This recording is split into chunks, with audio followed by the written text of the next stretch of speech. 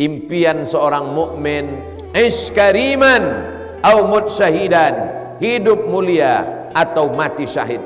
Kalau hidup, hidupnya mulia. Kalau mati, matinya mati syahid. Jangan pernah mundur, jangan pernah merubah diri. Yang berubah adalah akidah. Yang sebelumnya menyembah Lata, menyembah Uzza, menyembah batu dan berhala, berubah menjadi menyembah Allah. La ilaha illallah Muhammadur Rasulullah. Begitulah sahabat Nabi dulu.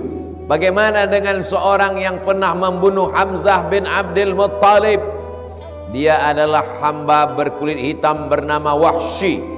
Pada saat perang Badar dia mengintip sahabat Nabi, paman Nabi bernama Hamzah bin Abdul Muttalib, karena dia dijanjikan oleh tuannya kalau berhasil membunuh Hamzah maka dia akan dibebaskan.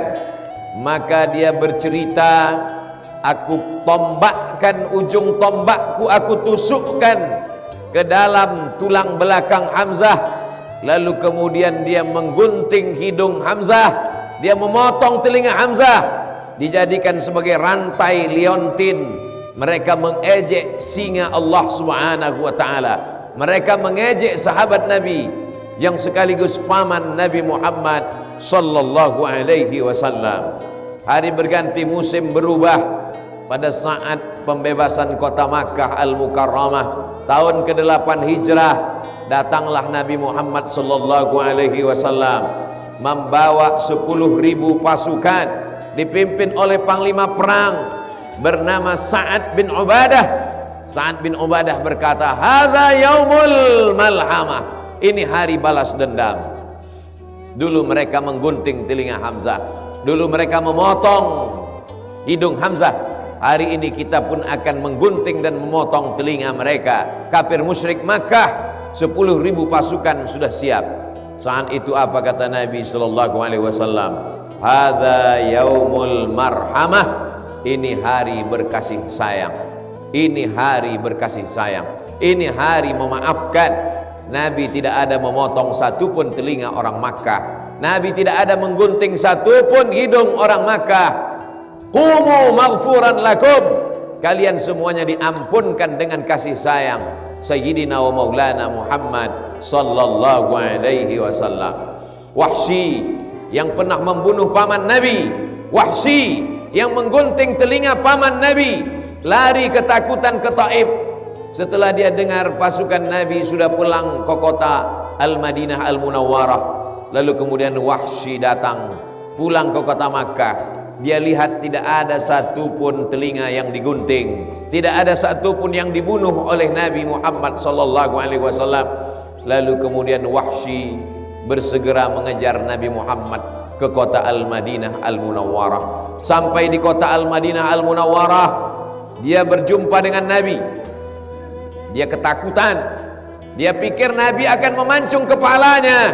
Dia pikir Nabi akan menggunting telinganya. Dia pikir Nabi akan merobek jantungnya, sebagaimana mereka memutilasi Hamzah bin Abdul Muttalib, Sayyidus Syuhada, pemimpin antara orang mati syahid. Tapi ternyata itu tidak terjadi. Anta Wahsy, engkaukah Wahsy? Betul, akulah Wahsy. Qatalta Hamzah, kau yang sudah membunuh Hamzah. Betul ya Rasulullah, aku yang sudah membunuh Hamzah. Nabi menepuk dada Wahsy. Wahsy mendapatkan hidayah. Dia masuk Islam, bersyahadat asyhadu an la ilaha illallah wa asyhadu anna Muhammadar Rasulullah. Setelah itu Wahsy pulang. Dia tidak menjadi orang penakut, dia tidak menjadi orang pengecut. Dia tidak hanya berzikir baca Quran menunggu kematian datang. Dia tetap garang. Hanya saja sebelum masuk Islam garangnya kepada orang Islam. Setelah masuk Islam dia garang kepada orang kafir musyrik. Dia garang kepada kafir Quraisy musyrik. Lalu kemudian ketika terjadi peristiwa saat muncul seorang nabi palsu bernama Musailamah, nama kampungnya Yamamah, Al-Kadzdzab, pendusta pembohong. Disitulah dia ingin membersihkan tangannya. Walaupun dia sudah Islam, tapi setiap kali melihat tangannya, dia lihat tangannya berlumuran darah. Tangannya sudah menikam Hamzah, tangannya pernah menggunting telinga Hamzah, tangannya pernah memotong hidung Hamzah. Tak termaafkan dosanya. Disitulah dia sadar satu-satunya jalan untuk membersihkan tangannya adalah dengan membunuh nabi palsu bernama Musailamah Al-Kadzab. Apa yang terjadi? Musailamah sang nabi palsu mati di tangan Wahsy. Taubat tidak cukup hanya dengan astaghfirullah, masuk Islam tidak cukup hanya sekedar asyhadu an la ilaha illallah. Kalau dulu kau garang membunuh sayyidus syuhada, setelah kau masuk Islam tanganmu mesti dibersihkan. Maka Wahsy membunuh nabi palsu bernama Musailamah Al-Kadzab, pendusta, pembohong, penipu. 70 orang penghafal Quran mati syahid pada masa pemerintahan Sayyidina Abu Bakar Siddiq. Setelah nabi palsu Musailamah Al-Kadzab mati, apa kata Wahsy? Tanganku ini pernah berlumuran darah karena membunuh orang paling baik, Hamzah bin Abdul Muttalib, tapi kemudian aku tebus. Tanganku ini juga pernah berlumuran darah karena membunuh orang paling jahat, nabi palsu Musailamah Al-Kadzab. Kalau sebelum taubat berbuat zina, makan haram, maka setelah hijrah, setelah taubat, setelah masuk Islam, jangan tinggalkan bisnis, jangan tinggalkan kekuasaan, jangan tinggalkan kehebatan, jangan tinggalkan semua yang baik, tapi tinggalkan perbuatan jahat. Tetaplah menjadi bisnismen yang luar biasa, menolong agama Islam. Allah bangga melihat orang-orang yang menolong agamanya. Makanya Nabi pernah berdoa, Allahumma a'izzal Islam bi Umarain. Ya Allah, kuatkan Islam ini dengan 2 orang Umar. Waktu itu di kota Makkah ada 2 orang Umar yang hebat. Yang pertama Umar bin Khattab, juara bertahan gulat. Setiap tahun diadakan gulat di pasar Ukaz, berkumpul semua pegulat, dan pemenangnya adalah Umar bin Khattab. Nabi ingin Islam ini kuat, maka Nabi berdoa, kuatkan Islam ini dengan Umar bin Khattab. Tapi ada satu lagi Umar, Umar bin Hisham. Umar bin Hisham orang kaya, Umar bin Hisham darah biru, Umar bin Hisham orang terpandang, namanya Umar bin Hisham. Mereka memanggilnya Abu Jahal. Ya Allah, kuatkan Islam ini dengan Umar bin Khattab atau Umar bin Hisham. Apa yang terjadi? Allah memilih Umar bin Khattab. Umar bin Khattab memilih hidayah Islam. Umar bin Khattab masuk Islam. Sebelum Umar bin Khattab masuk Islam, tak ada orang yang berani baca Quran dengan suara keras. Tapi setelah Umar bin Khattab masuk Islam, semuanya tunduk, semuanya patuh. Orang-orang kafir musyrik menjadi segan karena dia masuk Islam. Begitu jugalah hendaknya ketika orang yang dulu tidak peduli pada Islam, memusuhi Islam, setelah masuk Islam, setelah bertaubat, setelah berhijrah, peduli kepada Islam. Preman-preman yang dulu disegani sebelum masuk Islam, sebelum taubat, setelah bertaubat, maka dia peduli kepada masjid, peduli kepada Islam, sehingga orang segan.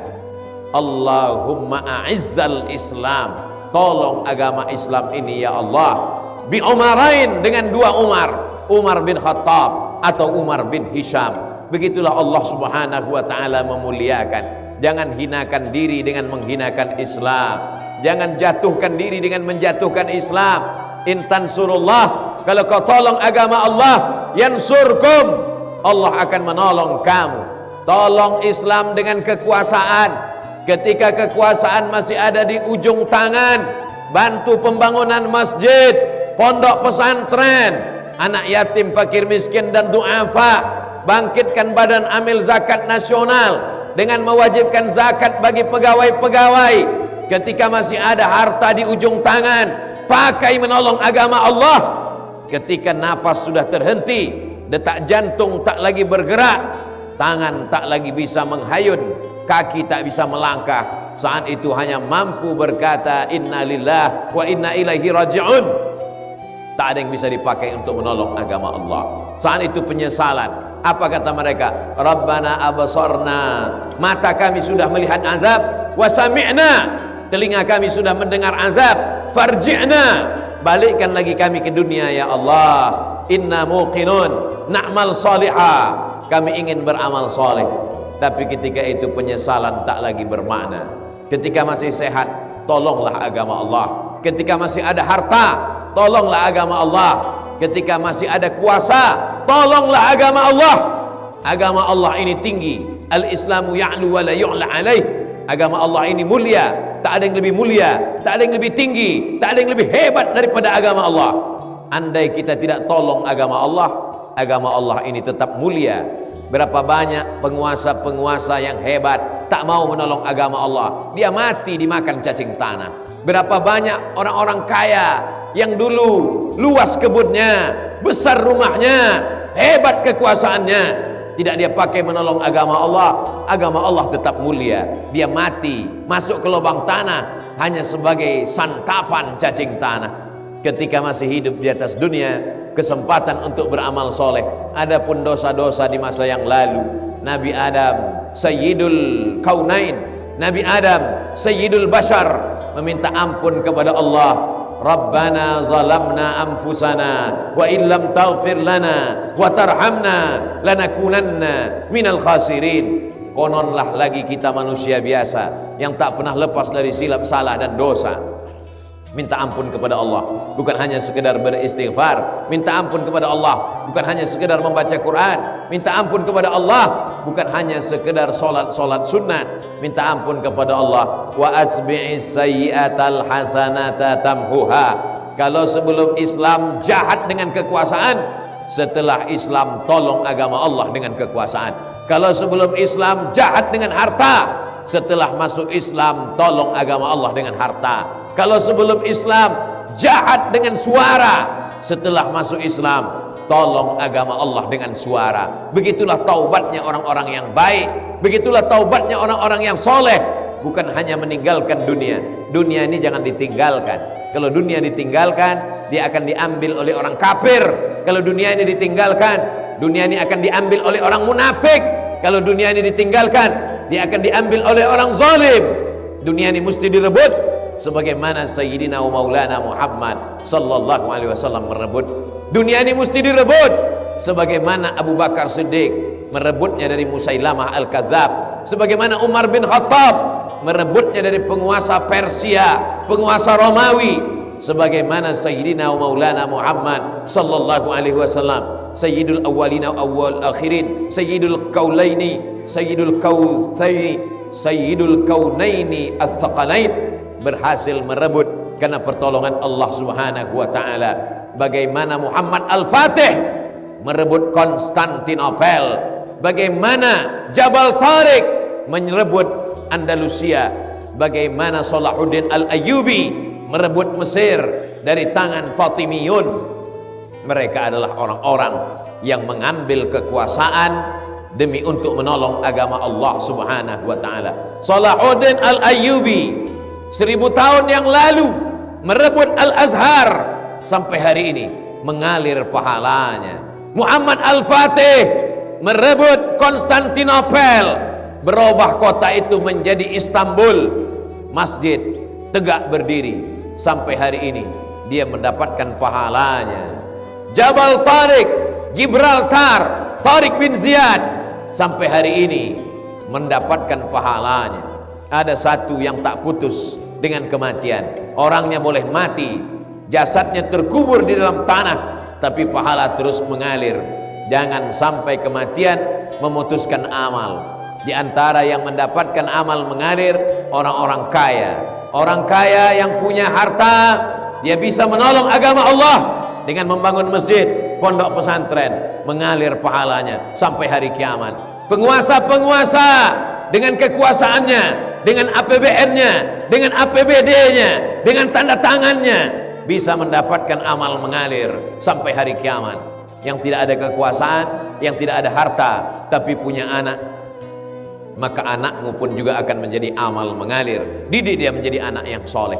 Yang tidak punya anak, tidak punya kekuasaan, tidak punya harta benda, ingin juga mendapatkan amal mengalir, didiklah orang. Walaupun kau bukan kiai, bukan tuan guru, bukan ustadz, bukan profesor, ajarkan orang kebaikan. Ajarkan anak-anak kecil mengaji dari maghrib ke isya. Ajarkan mereka Iqra, ajarkan mereka Al-Fatihah. Mereka akan sholat 17 kali dia baca sehari semalam, mengalir juga pahalanya. Walaupun kau hanya guru mengaji, dengan ilmu, dengan harta, dengan kuasa, dengan anak, mendapatkan amal mengalir. hidup singkat, sementara malaikat maut datang, sementara nafas berhenti, jantung tak lagi berdetak. Ketika dipakai untuk menolong agama Allah, sesungguhnya kita sedang menolong diri kita sendiri.